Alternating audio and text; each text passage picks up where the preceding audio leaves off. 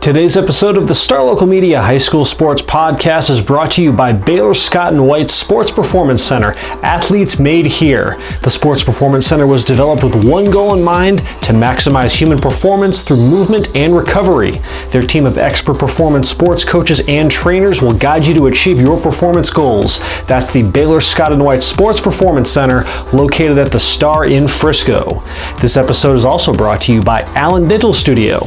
Located off Bethany Drive in Allen, their office was designed with you, the patient, in mind, which means an excellent and enjoyable experience. From cosmetics to implants, you deserve a perfect smile, and Allen Dental Studio can make that happen. Also, don't want to leave out another longtime friend of the podcast, Texan Senior Residential Care Homes. With locations in Carrollton and Dallas, Texan Senior Residential Care Homes offers an affordable, high-quality alternative to senior living. Call now at 469-400-7650. That's Texan, spelled T-E-X-S-E-N, Texan Senior Residential Care Homes.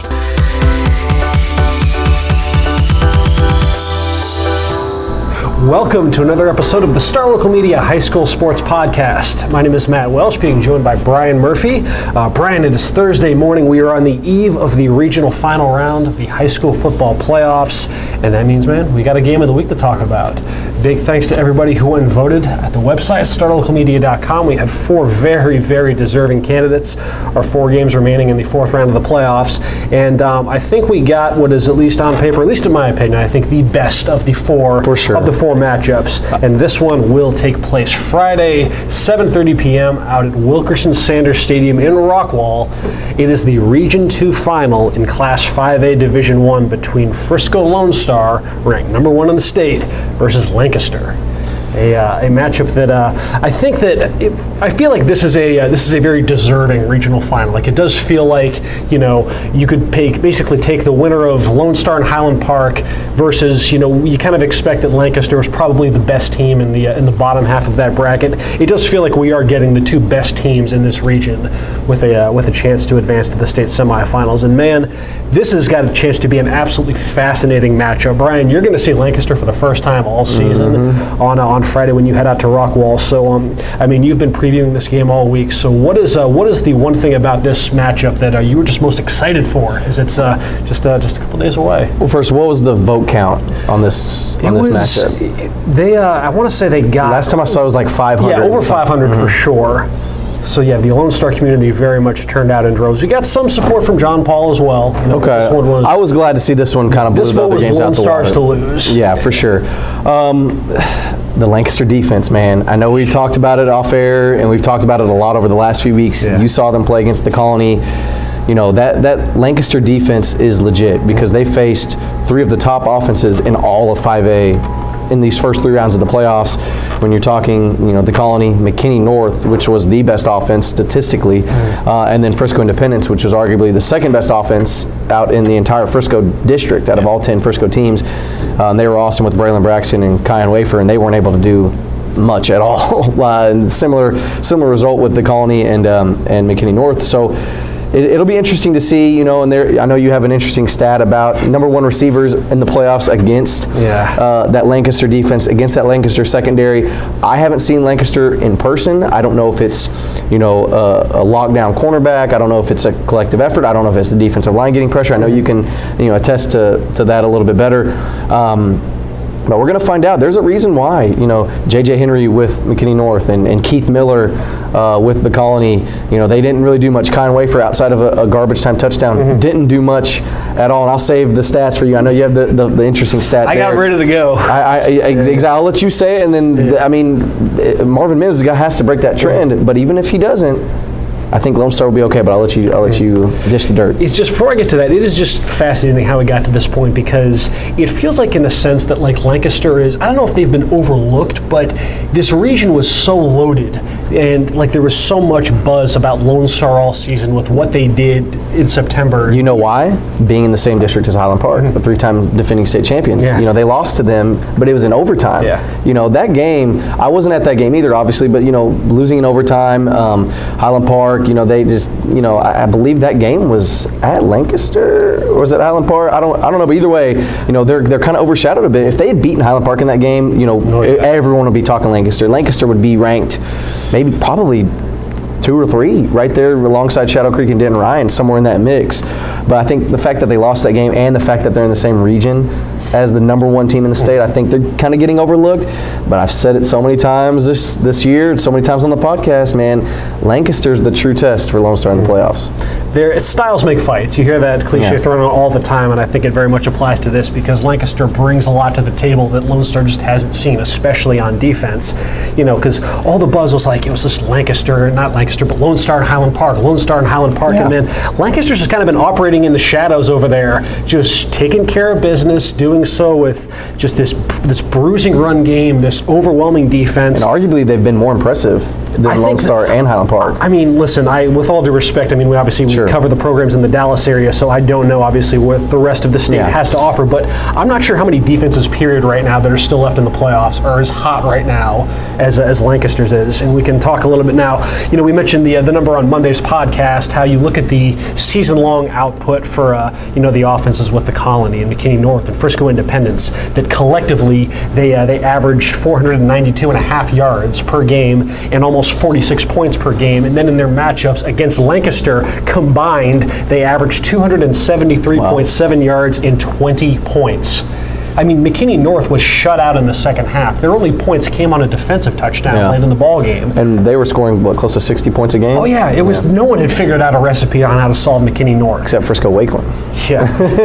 You just got to outscore them. But it wasn't even just that. Lancaster legit shut them down. And yes, you mentioned the wide receivers, and that's been, it's about as impressive a statistic as you can find right now in the playoffs when you look at the production of the receivers, of the lead receiver in these 3 playoff teams that have gone up against Lancaster. So Keith Miller for the Colony, J.J. Henry for McKinney North, and Kion Wafer for Independence combined 8 receptions for 5 yards. How? And a touchdown. These are, again, guys the touchdown was a garbage time touchdown by Kion Wafer. Yeah. So and you ask is it just incredible coverage? Is it the pass rush? They're such a well-oiled machine. They first off, with Lancaster, what they're going to bring to the table just from a physical standpoint.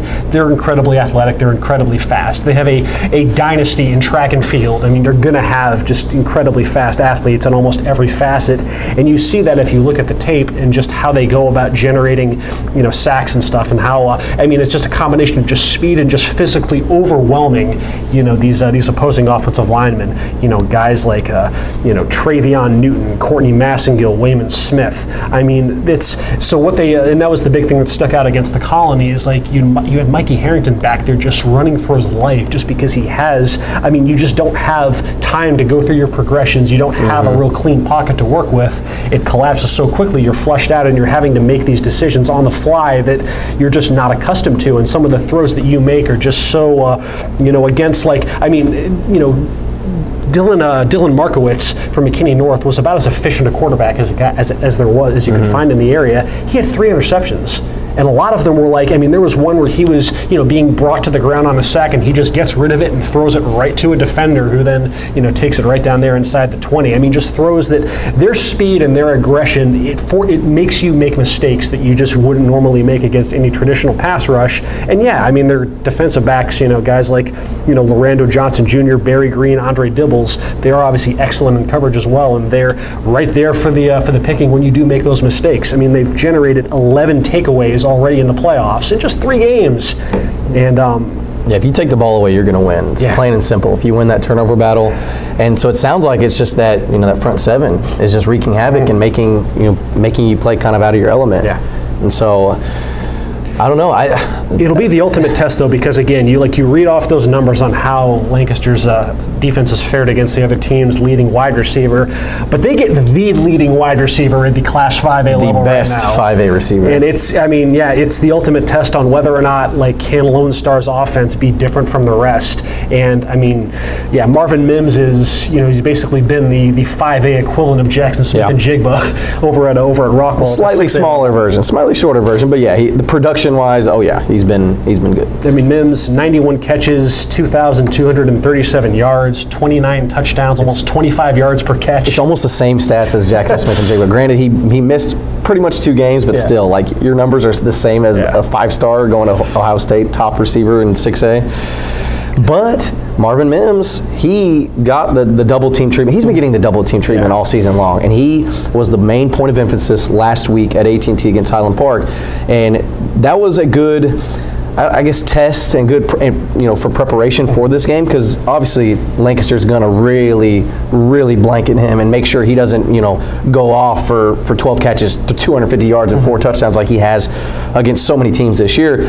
But the good news is Lone Star, they've proven that they can win despite that, and they have guys that can also catch the football that are pretty dang good. In Trace Bruckler, 14 catches, over 100 yards. Brandon Spencer caught a touchdown. Tolo Sequoia caught a touchdown last week. Jaden Nixon, Jake Bogdon. They have guys that can make plays. I haven't even talked about Garrett Rangel. So it's not just Marvin Mims. So even if you take Marvin Mims out of that equation, Lancaster hasn't faced a team, and yes, I know they've faced McKinney North in that offense, but they have not faced a team like Lone Star from top to bottom. It's not, you look at Lone Star, the face of Lone Star, and you say, okay, Marvin Mims and Garrett Rangel, maybe Jalen Ford going to Utah, stud linebacker there, and then maybe a couple other guys, but no, there's not a weak position on Lone Star. And I know I'm hyping up the Rangers. They're number one in the state. They're number one for a reason, man. There's literally everyone I've talked to, and I've seen them play 6 times now this year. There's literally no weakness on this team at all. And then when you took away the running game last week with Highland Park, and you took away Marvin Mims, well, taken away is just 91 yards for 2 touchdowns. You have other guys that step up, and that's been the key. And it's been constant throughout the playoffs. It's who's going to step up on top of your guys, your main guys, somewhat getting their numbers as well.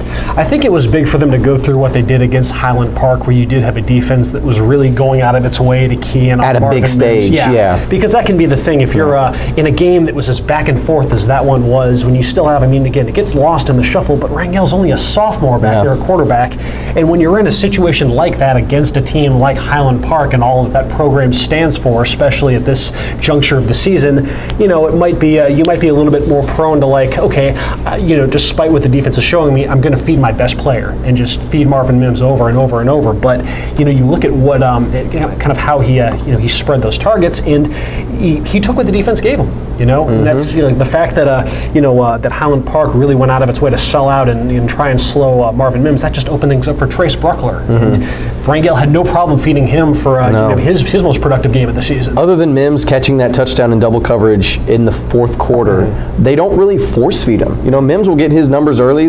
He scored the first touchdown of the game 4 plays in, but it's not like they've traditionally, in the 4th quarter been like, all right, freak out mode, panic button, we just have to throw to Mims. It's really never been that way, even in close games, like against the Colony and stuff. It really, and plus in their blowout wins, it's Mims early and then that's it.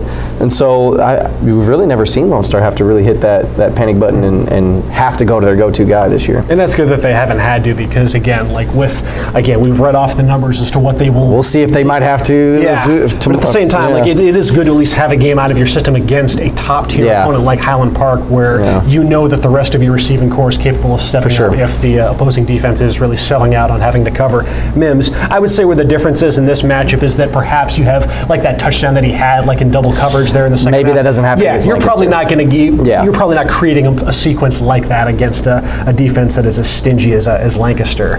One other aspect of what Lancaster's done, and this kind of plays into both sides of the ball, is their execution in the second half has just been so overwhelming.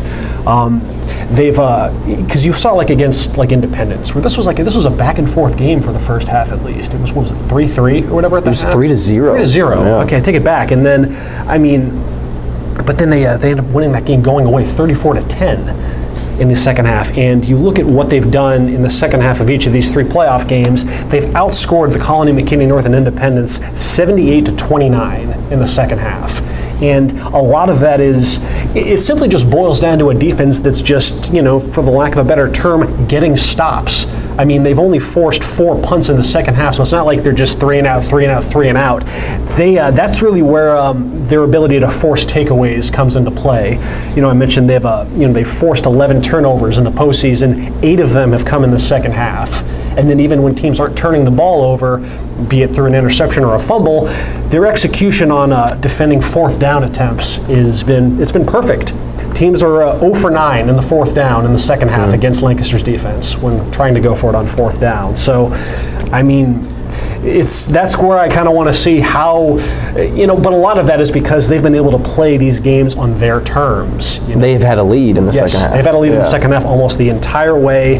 And when you're able to kind of, you really can't point to a moment there in the second half throughout the postseason when Lancaster hasn't been in control. What are they going to do if they're down by 2 scores and that's in the big middle of the question, third quarter? It's kind of uncharted waters for them in the playoffs, at least, as far as being able to, work their way out of a situation like that. And that's why, you look at what they do on defense, but the offense then feeds right off of that. And we haven't really even talked much about what Lancaster does on offense. Yeah. I mean, statistically, they were every bit as explosive as those aforementioned offenses that we mentioned. For as great as their defense has been, the offense is still number 8 in the area in total yardage at 441.1. Their rushing offense is number 4 in the area. It's because they have a pretty good running back, 4-star Trey Bradford. Yeah, Trey Bradford, DQ James, both of them. I believe Bradford's averaging 9.9 yards per carry, and James is averaging 10.1. So, that tells you that anytime they touch the ball, they average almost a first down. And so, fun fact, what we were just talking about, have they faced, second half deficits? Yeah. Well, they were down, I'm just now looking this up, they were down 35-14 against Highland Park.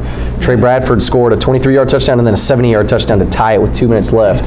So they went on a 21-0 run into the third quarter, going into the fourth quarter to force overtime against Highland Park. So they've been in that situation That's before. Resilience. Yeah, that's impressive resilience because it's not like when they get those stops on defense, the offense just feeds off of that, and you see that with not only do they score a ton, but they're also they got a lot of big play potency within that offense. I mean, again, it's much like the defense. There's a ton of speed, be it in the backfield with Bradford and James. The quarterback Glenn Rice Jr. is capable of breaking a big play on you. I mean, they've had let's see, I got the number here. They've got 5 second half scores at least 30 yards in the postseason already, and they do such a good job at getting their athletes in space. And it's not just those guys in the backfield, but it's Latrell Caples, Magic Rector at wide receiver. I mean, they don't need much of a hole to get going, and once they find an opening, man, it's church, and they just haven't ran into a defense that's been capable of slowing them down. But that's where I think that for all the dominance that they've exerted on teams through these first 3 rounds, that's the difference in this, in my opinion, at least in this matchup, and that's that the Lone Star defense is going to offer a bit more resistance than these other teams have been able to. Straight up, they have not faced a team like Lone Star. Yeah. Their offense is similar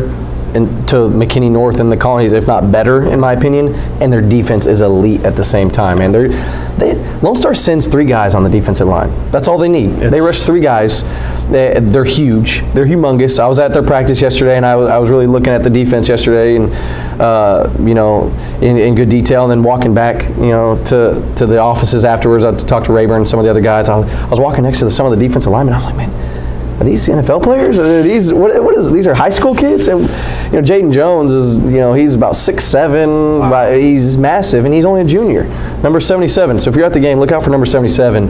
But when you're able to send just 3 guys and still get pressure, and when you have a linebacking core like Jalen Ford and Alessio Rusalilo. Man, and then their secondary, their 2 safeties. One of them 6'4", and Torrin Pittman. You have Sherman Steptoe, over about 6'2", making plays. You have Nick Bolton's younger brother, Noah Bolton, at the cornerback position. Just a family of athletes. Man, I'm telling you, man, they have not faced a defense like Lone Star. I know we've ranted and raved about Lancaster's defense and how good they've been, which, for good reason. Yeah. But Lone Star giving up 19 points and 27 points to Highland Park. Yeah, that's the only other highest output was against College Station in a game that they were in control of. They gave up 30 points. Other than that, every single game has just been, in the single digits, and they're only giving up 14 points per game this season. This Lone Star defense, Lancaster has not faced a team like Lone Star. I can't harp on that enough. So as we then get to round out this portion of the podcast with our predictions for the game, I get the sense that you were leaning Lone Star. So of course. Where do you kind of get the sense that this one is going to be won and lost for the in favor? Turnover battle. Yeah. Turnover battle. Garrett Rangel has done nothing to question, if he's ready for the big stage. If anything, he's proven that he is ready. if this thing gets chippy, if this thing gets sloppy, granted the weather should be okay. It's going to be outside.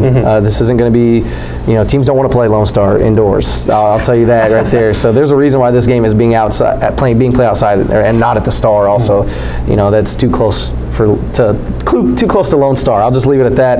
But with this being outdoors, I know there's not supposed to be any bad weather, but if for some reason it's December and it's windy and gusty and gets cold, whatever, there's some fumbles, some weird plays, tip pass interceptions,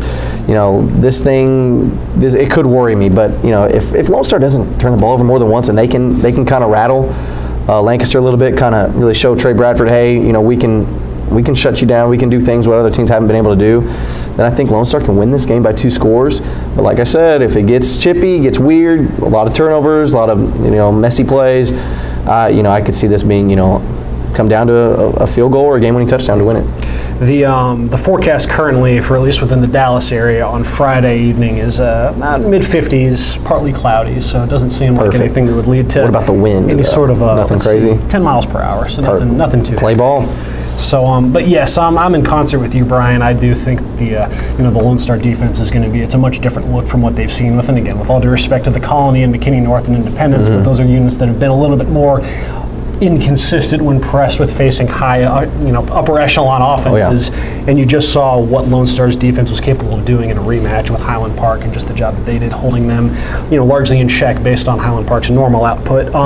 Yeah, I think that's where it's going to be won and lost. And I'm riding with the Rangers to keep this thing rolling, man. We were obviously though this was not unanimous though. There was a little bit of resistance on the picket line. This was a little bit of resistance on the picket line, though. This was a 3-2 ballot in favor of Lone Star, though. And the 2 people that picked Lancaster to win are Devin and Kendrick, and what do you know? They're at the bottom of the picket line standings. I mean, I'm just throwing shots fired. It's been a very, very competitive picket line all season, but you have the 2 of us, Taylor Ragland, we're siding with Lone Star to get the job done. As you just mentioned, Devin Hassan, Kendrick Johnson picking Lancaster to score the upset. I got to throw some jabs because they're not picking my guys. That's all it is. So yes, but then man, this should be a great game though. I'm fascinated to see how if Lone Star's defense can break the mold of teams that just have not been able to get anything going against Lancaster, and vice versa, how Lancaster's that bruising run game is going to handle the stout, the most stingy defense that they've seen up to this point in the season. So that one is Friday, 7:30 p.m. Wilkerson Sanders Stadium in Rockwall. Should be a fun one. And I know you were just out of Lancaster yesterday to Lone Star. I was at Lone Star. I'm sorry. How to get them? I can't go to enemy territory. And you had a chance to chat with their star running back Jake Bogdon on Lone Star's big run to the regional finals, and how they're feeling heading into Friday's big game against Lancaster. And we will see what Jake had to say after a word from the sponsor. Today's podcast is brought to you by Star Local Media. 14 newspapers and websites with a print distribution of 270,000 homes and monthly page views of 600,000 online. Star Local Media, your community voice for news. And now, let's get back to the podcast. All right, I'm here with Jake Bogdon, running back for Frisco Lone Star. Jake, man, y'all are coming off, one of the biggest wins really for any team in Frisco in football history, man. What was that scene like? First, I got to ask you, at AT&T, game-winning touchdown in overtime against Highland Park, beating them for the second time this year. What was that scene like? It couldn't have gone any better for us. I mean, we've worked so hard all year, and it's not even just for that game. We just work so hard each week for the same goal to come out and be the best every week, and I feel like we did that week, and it was really exciting to have us come out with a huge win. How tough was it to beat a team like that twice? I know a lot of people were saying, you can't beat Highland Park twice, you can blah, blah, blah. You can't beat them at home, which is what y'all did earlier in the year, but y'all did that, and y'all beat them twice. Man, how tough was it to do that, a team that's won state 3 years in a row now? Oh, they're a great team, and they never quit. As you saw, the game was crazy, but we worked so hard, and we knew that if we just kept believing, no matter how much adversity there was, we could come out with the win. Now, Jaden Nixon, he hasn't really received a whole bunch of shine this year. He's kind of been your backup, so to speak. You've gotten most of the work out of the backfield. He scores the game-winning touchdown. He wasn't even on this team last year. He wasn't even at this school last year. How happy were you for him and in general for scoring that game-winning touchdown for you? He's one of the hardest workers we have on this team, and he deserves it so much because where he started, he's gotten so much better as we go on, and everybody's going to know who he is next year. I couldn't be more happy for him. Now, this offensive line, blocking for you guys, Jaden had a humongous hole on that play, pretty much went untouched. Talk a bit about that offensive line and how important they've been, kind of the unsung heroes of this team. Yeah, like you said earlier, all year it's about the running backs, but nobody really knows how easy it is to do our job when there's holes where you can pick and choose wherever you want to go. It's just really a blessing to have such great O-line. Now tell us a little bit about some of the individual guys on that offensive line and what makes them so unique and powerful up front. Well, every single one of them, I'll name them all, Braden Grove, Kyle Lofi, Mason Horton, Nathan Deaston, and Colton Tibbetts, they're all so physical, and they always fight each play, no matter what. Even if they do get beat a little bit, they're going to keep straining and making sure that they get their win, one-on-one matchup. How cool is it to see, with the running game struggling, a lot of that game against Highland Park and Marvin Mims being double-teamed, how cool is it to see other guys, Trace Bruckler and Tolo Sequoia, I don't want to butcher his name there, but, how cool is it to see, those guys have monster games? It's so awesome because they prepare the same way we do every week, just as hard. And when they finally get their time to shine, they step up, and it was just perfect. Now, what has this week been like, heading to the fourth round for the first time in 2 years? The team with MJ Rivers, they got this far, but they lost in this round. What do y'all, what's this week been like? How are y'all preparing for Lancaster? What are y'all kind of seeing from the Tigers? Lancaster's a great team. They're really athletic, so we have to make sure that we're very sound and very smart with all the stuff we're doing, and that we make sure we do it perfectly. That way we can execute all plays. Now, you've been compared a lot this year. You've been called a Swiss Army knife. For one, that's what Coach Rayburn has told me, and you've been compared to Christian McCaffrey. That's high praise. He's been an MVP candidate for a lot of this year, running back for the Carolina Panthers. He's been awesome, man. What is that? What do you think about all that being compared to one of the best running backs in the NFL? It makes me want to get better every day because I just want to do at the end of the day what I can do to help the team. And if going out the block or running a route or running the ball is what I have to do, then I'm going to do it the best I can. Now, we all know about, the really special talent and players on this team, but what has made this team so special on this successful playoff run? It's got to be the love that we all have for each other. We were all so positive at practice. I don't ever dread it like that because I love going out to work with my boys. So, well, thanks, Jake. Thank you. Big thanks to Jake Bogdon for taking the time to chat with Brian for our Student Athlete Spotlight as we round out our preview for Frisco Lone Star and Lancaster in the regional final round of the high school football playoffs. We had 3 other games that were up for consideration for Game of the Week, and let's quick hit those, give some picks on how we're feeling about those matchups. It's going to be a busy day in Waco for me on Friday, Brian. While you're prepping to go to Rockwall later that night, I will have a doubleheader, not a doubleheader of sorts, but I guess 2 games that I guess coincidentally enough just happen to be being played in Waco. John Paul II versus Parish Episcopal in the TAPS Division I State Championship. Just like everyone thought at the beginning of the season. This game is noon Friday out at Midway Panther Stadium in Hewitt. We talked about it Monday on the podcast, and just this dream run that John Paul's gotten on, a program that hadn't won a playoff game in its history prior to this season, and now they are on the doorstep of a state championship. However, it's going to mean conquering the last team to defeat them, and boy, did Parish ever defeat them. This was a 47-7 outcome back when they played during district play. Obviously, though, things have changed a bit for John Paul since. Obviously, they have not lost a game since then. So we're not going to get the same result, 40-point blowout? I don't think so, but at the same time, I don't know if we're going to get a different winner. Because that's Parish has just been, they've had that look all season of a team that is like, okay, this is Parish's year. They made that massive statement at the start of the season when they beat Trinity Christian Cedar Hill on ESPN at that, and it was just a real showcase for Preston Stone and that dynamic group, and they've just, they've looked the part ever since, and they've just had their way with everybody in district play, and they're rolling so well right now, but since that setback to Parish, John Paul has, they've looked the part too, and it's not like they've just kind of squeaked their way into the, into the state championship game by beating up on a bunch of, lesser thans or whatnot.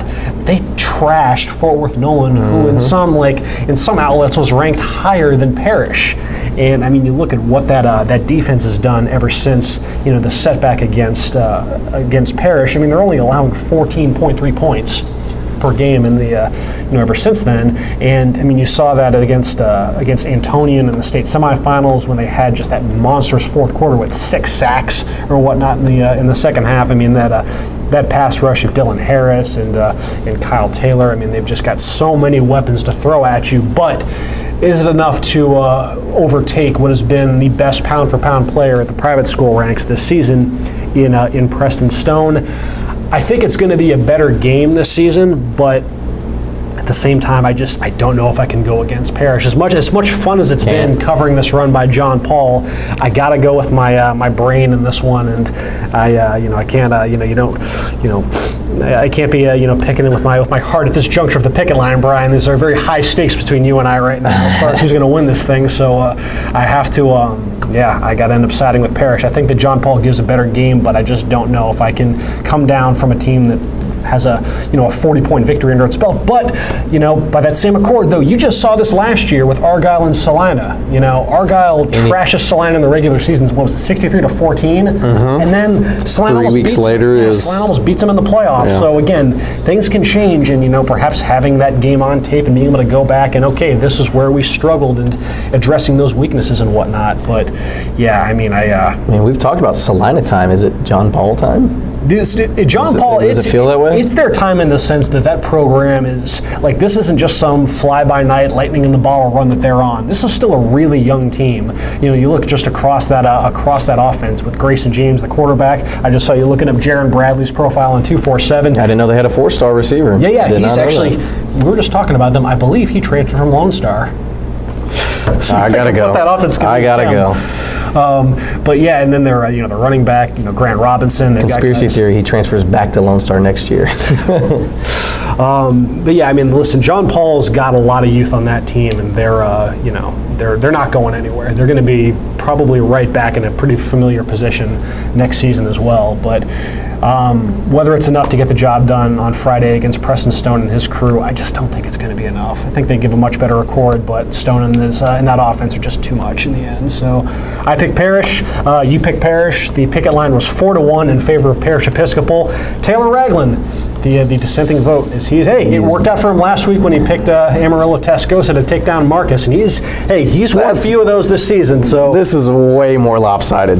I'm looking on the picket line. This, in my opinion, this might be the most confident pick I have picking Parish. No offense to the Cardinals. Yeah, I mean, hey, the Cardinals are hot right now. It would not shock me if they reversed the whip on them, but I can't bring myself to pick it. But yes, 4-1 in favor of Parish to beat John Paul for the TAPS Division I state championship. And then later that night, I will be going from Panther Stadium at Waco Midway over to Baylor in McLean Stadium to take in Argyle versus Waco La Vega. Wait, what time is John Paul and Parish Episcopal? Noon, and then what time is that game at night? 7 o'clock. So you got a busy day, man. Yeah, making a day of it in Waco. But no Friday game. This is Friday. No Saturday. Okay, I thought you said Saturday. Yeah, no Saturday game, gotcha. Thankfully. I'm free from any work on Saturday.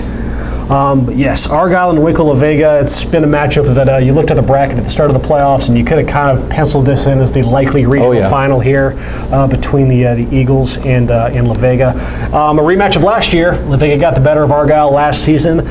They did play earlier on, though, in week 2 of the regular season. Argyle got the better of that meeting. I want to say it was, 49-35? It was. Mm-hmm. Now the pieces in this rematch are a little bit different, though, because if you look at how Argyle kind of paved their path to victory there, 43 carries for 207 yards and 3 touchdowns for Tito Bryce. He ain't there no more. Yeah, he is injured right now. So yes, it has been a bit of a different look for the Argyle offense. Now they're still not afraid to force feed their running backs, his backups, Luke Ferris and Knox Scoggins. They combined for 41 carries last week against Brownwood. Well, it helps when you have a massive offensive line like Argyle does, and I know Coach Bill Elliott with Salina. They have so many talented players at Argyle, but he would just talk about that offensive line, and for good reason, man. They paved the way. They are huge, and when you have those guys, protecting your star quarterback Bo Hogboom and a makeshift running backs, they're still going to have success regardless of who's running the ball. What was the stat that Elliott gave you at the time that he only been sacked like one time? Yeah. Leading into that game against Salina. Mm-hmm. Curious to see if how much things change this time around.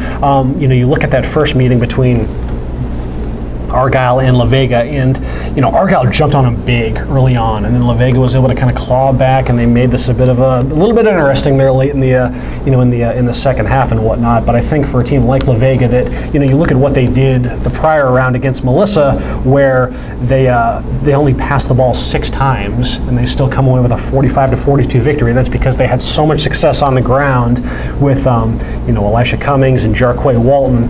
Those two were part of a rushing offense that combined for 53 carries for 473 yards versus just 6 passes. So if you're a team that wants to run the ball like La Vega does, when you're down 3-4 scores early on like they were against Argyle, that takes you a little bit further and further away from what you want to do. So I think another strong start is going to be very much mandatory for the Eagles on Friday, and I think they get it done despite not having Tito at the to helm that running attack again. If they were a little bit more up and down with their performance against Brownwood, then I might have raised a little bit of a red flag because they were a little bit more inconsistent against Stephenville, but they did seem like they kind of righted the ship. I mean, La Vega had a heck of a test against Melissa. Melissa was a hairline away from beating them, and in some cases, probably should have. They were up by 7 with 4.5 minutes left and whatnot. So, but yes, I think it'll be a fun one. But I like Argyle to get its playoff revenge this time around. Me too. And La Vega. I know I said this before. I wasn't super impressed with La Vega. Yeah, I'm referring to when they played Salina. Yeah, they were a much better team than Salina, but I wasn't. I didn't think that was the state champion. Watching them play, you think Argyle is the better team, and you mentioned Melissa almost got the best of them, and I just don't see a way Argyle loses this game unless it just gets real sloppy and whatnot. Because like I said, La Vega against Salina, outside of 3 big runs, the game was really pretty even. The second half, I think La Vega only scored once, and Salina really, I think, outscored them in the second half. I believe it was 14-13 or something like that. But yeah, La Vega didn't look like the state champion to me. They don't throw the ball a whole lot. It's just a bunch of different sweeps and running plays and pitches and stuff. So if Argyle can figure that out, should be another double-digit victory for the Eagles. There was also the dynamic of this game being played in Waco. That's another thing, yeah. But at the same time, that first meeting back in September, though, that game was also in Waco, and September football is different from December football. This is but true. It's Argyle, so they've been in this position many times. Argyle did. It's more so in the sense like Argyle handled playing in enemy territory just fine the first time around. So. Yes, I like Argyle. You like Argyle. We all like Argyle. It was a clean sweep for the Eagles on the picket line to get the win over La Vega. And then the last game that we have on our docket, game that you're going to be at on Friday, 6 o'clock, right?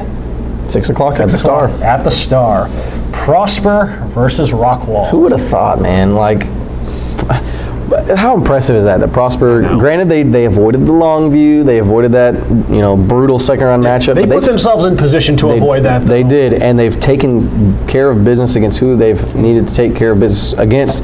They very well could have easily lost to Mesquite. I know, didn't Devin and someone else pick Mesquite? I don't remember. It wasn't straight clean sweep 5-0 for Prosper. They've had some tests. They've faced the Woodlands, a team that's made some deep runs in the playoffs over this past decade, and they've taken care of business. They've beaten teams up pretty good, and they've looked really impressive. They shut out Wiley in the first round.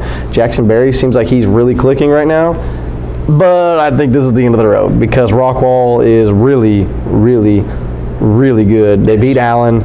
They have the best. That's kind of all it is. They beat Allen. They beat Allen in the second round of the playoff. When did you say the last time Allen? 2011 against, I believe it was Euless Trinity that was the last team to do that. Discussion over. Rockwall beat Allen.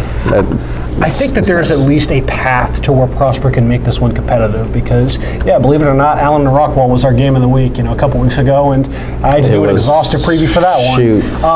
Rockwall, for all the praise that we heap on that offense with Jackson Smith and Jigba and Braden Locke and Zach Henry, and listen, they're going to get theirs. Absolutely they are. We've seen with Prosper, they have to stem that initial tide. You look at the games against Jesuit and Allen, they got down big early in those ones, and they cannot afford to do that because Rockwall's not going to take its foot off the gas. No. But by that same accord, if they can stem that tide, Rockwall's defense can be had. and then particularly on the ground. They'll give up a big rushing performance on you, and I think between JT Lane, Tyler Bailey, even Jackson Berry, there's at least a pathway to where if they can, control the clock a bit and perhaps limit the number of snaps for that Rockwall offense, that perhaps they could be a live underdog in this one. But at the end of the day, though, I'm perhaps just a bit, the Allen game, the Jesuit game, those are a little bit too relevant in the mind right now when faced with an upper echelon offense like Rockwall, which is the best offense that they've seen. I just don't know if they're going to be able to get enough stops. Yeah, and we saw what happened against, Raylan Sharp, dynamic quarterback. We saw what happened against E.J. Smith and that explosive rushing attack with Jesuit, who was also still in the playoffs. Yes. But they haven't faced a guy like Jackson Smith and Jake. But not many teams have. Because he's as good as they come. And are they going to be able to keep him under 150 yards? Like it happened last week against was it Klein Oak or Klein Collin, one of the Klein teams? But he had 6 catches, 91 yards, still scored. That's containing him, keeping him at like 100 yards. If he goes off, good luck, Prosper. And it's not even just an offense. He's a weapon in special teams too. He's about as close to unguardable as it gets as a receiver, because you can defend it perfectly, and then he'll make a one-handed catch or just something silly like that, and you can't get if you're that defense, you just can't get down on yourself, because there's going to be moments when he just makes plays. You just have to shrug your shoulders and oh well, on to the next one. Like that's just him being amazing. So, I don't see it working out for Prosper in the end, and yes, the picket line was unanimous in this one. Everybody thinking that Rockwall will continue this impressive run of theirs into the state semifinals. We all foresee them. Let's get a little Rockwall Duncanville in the state semis. That would be fun. That would be pretty impressive. So yes, that is a look at least our coverage slate, and those games are going to be split up between you and me over these next couple days. I will have, like I said, my busy day in Waco. I'm going to be covering John Paul at noon and Argyle at 7. You've got our game of the week, Lone Star and Lancaster at 7:30, and then on Saturday you've got what we just talked about, Prosper and Rockwall. So should be a fun one. 4th round of the playoffs is here, and I'm excited to see what happens this weekend. Should be a fun slate of games. And that'll do it for this episode of the Star Local Media High School Sports Podcast. You can follow us along on our website, starlocalmedia.com. We'll be tweeting out updates during our games. You can follow him at Brian Murphy _. I'm at Welch SLM. And folks, that'll wrap it up. You enjoy the rest of your week, and we will talk to y'all later.